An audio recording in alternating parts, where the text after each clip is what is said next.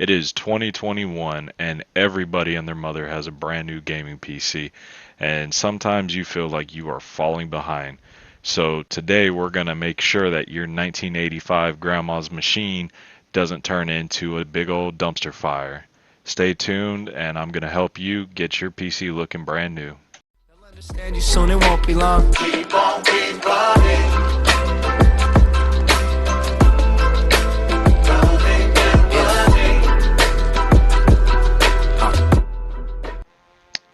Okay, so let's go ahead and get started here. This is going to be the first time I made a video in a long time. I'm going to be kind of showing how to install one of these sensor panels or stat systems, whatever you want to call it. It's basically just another monitor in your hardware system. It's actually extremely easy, and we'll go ahead and get right into it. This idea was actually inspired by JayzTwoCents, so if y'all don't follow him, go ahead and give him a shout and follow. It's extremely easy to set up. We just use the A64 sensor panel utilization, and we can tweak all the settings we want. It's extremely, as you call it, custom. Honestly, you can edit anything you want. If you can Photoshop stuff together, you can do all that and change your backgrounds and all that stuff. So it's actually pretty cool. There's almost every single system setting you want to put in there. It just depends on what you want to use. I'll be using some of the links that Jay used. I used actually the 5-inch panel in my build. Here's the link from Amazon. It's actually $50. It comes in black or blue.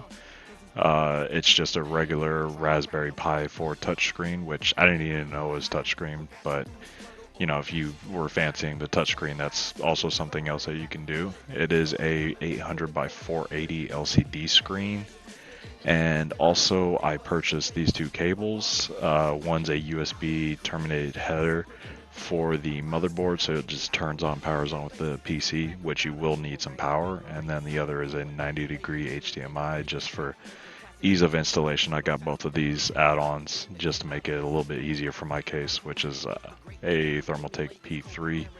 So this is what it ends up looking like after you are done. So let's go ahead and hop into it. Okay, so jumping in, we went ahead and made sure that the hardware worked. We plugged it in, made sure that it booted on the ELECROW screen, and that you can go ahead and see it actually boot up through your motherboard or whatever brand you have. Right here I have the MSI. Okay, so at this point we took the PC off the wall, gave it a thorough cleaning. Somewhat, it was a bit dusty, and as you can see, this is the box that the screen actually came in, and we're going to further inspect the screen, make sure we didn't have any cracks on it, make sure that it didn't look like it was installed before. As you can see, the gold covers over the mounting holes on the backing plate. If you haven't seen one of these before, it's pretty fancy. They've got a backlight button, 2 volume buttons, 2 USB connections, and 1 HDMI connection for you. Then I found the only spot that looked like I could mount it with not doing too much of a modification was under my radiator, so I went ahead and kind of mocked it up, made sure it looked pretty decent, and decided that's where I would begin. So let's get into it. Okay, so first thing I did was go ahead and take the PC backing off, drill a hole to fit the USB connector, and go ahead and connect it to the motherboard to get some power going.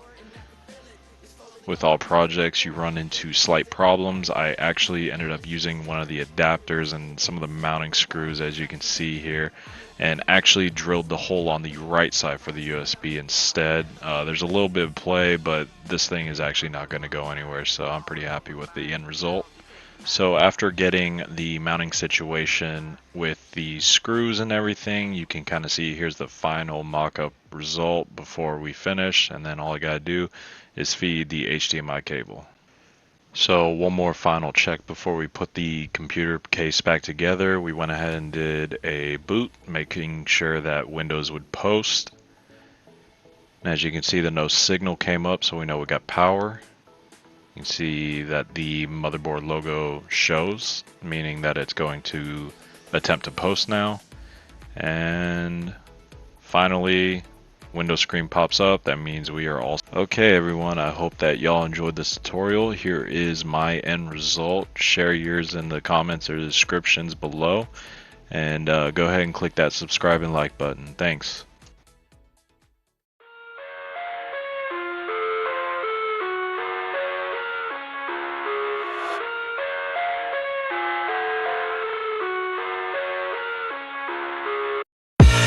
I live inside my own world of make-believe. Kids screaming in the crowd.